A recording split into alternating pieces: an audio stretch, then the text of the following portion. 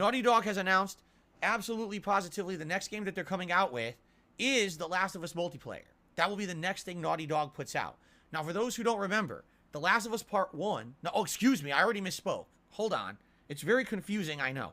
The Last of Us, the first game, the original, the PS3 game, okay, had multiplayer in it.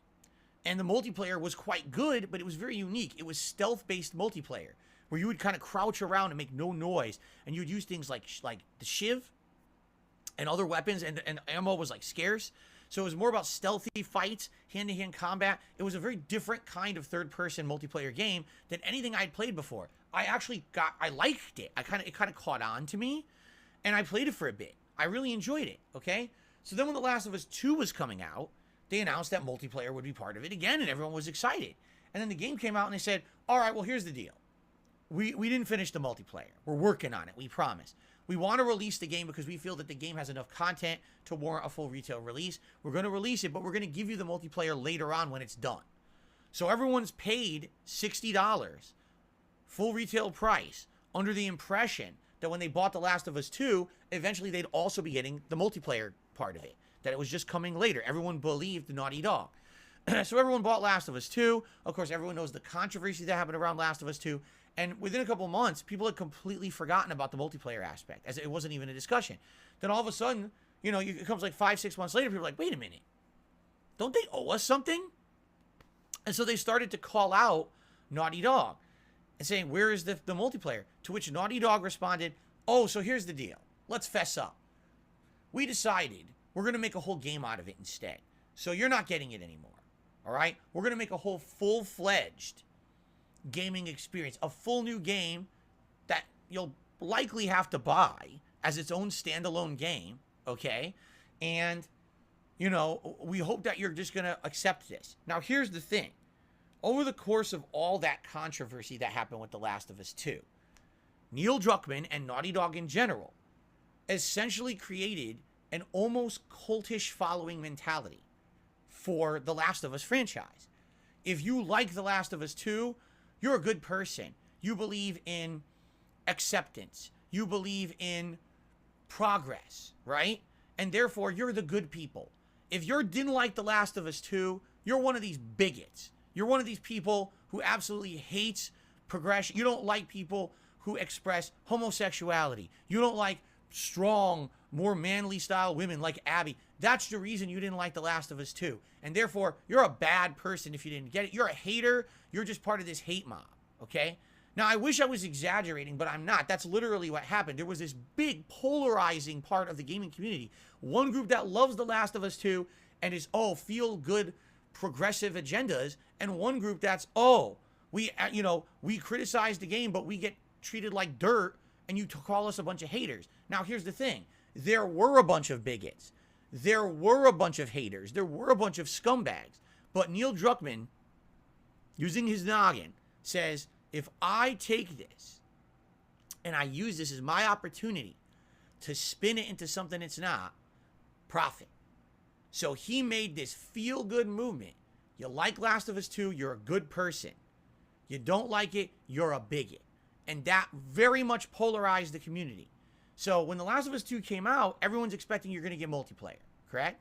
6 months down the line now, the game's out, the polarization happened, the air is starting to clear, the dust is starting to settle, and all of a sudden Naughty Dog announces, oh, you're not getting the multiplayer that you paid for, we're making our own game. What happens? Last of Us Defense Force is already established. That cultish mentality continues, so that's fine. Naughty Dog is above reproach. They made the best feel-good, amazing, do-gooder game ever. So if you are opposed to them making their own standalone multiplayer, shame on you. You're just one of these haters again. What? But they promised us a whole multiplayer part of the game.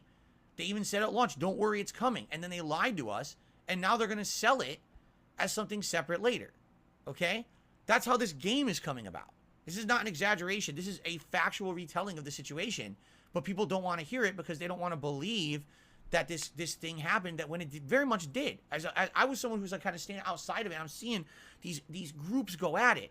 And I'm like, geez, I can't believe that this is what it's become. Whatever happened to video games or entertainment and it's supposed to be, you sit down, you pick up your controller, you just play, you have fun.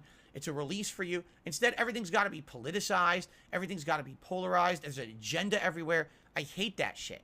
I don't want agendas in my video game.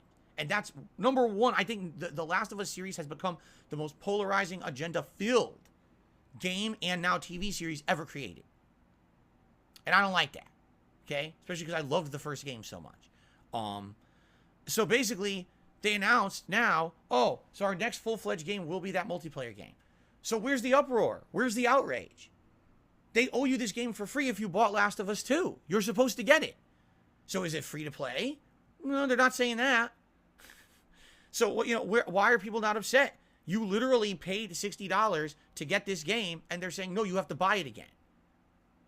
Right? Because God forbid that you criticize it. If you criticize it that way, you're a bigot. You're one of the haters, man. You just don't get it. You're not part of the feel-good cult. It's like, what? No, I'm factually calling them out. They owe us a game. We spent money on Last of Us 2. They owe us it, and they went back on their promise. False advertising, right?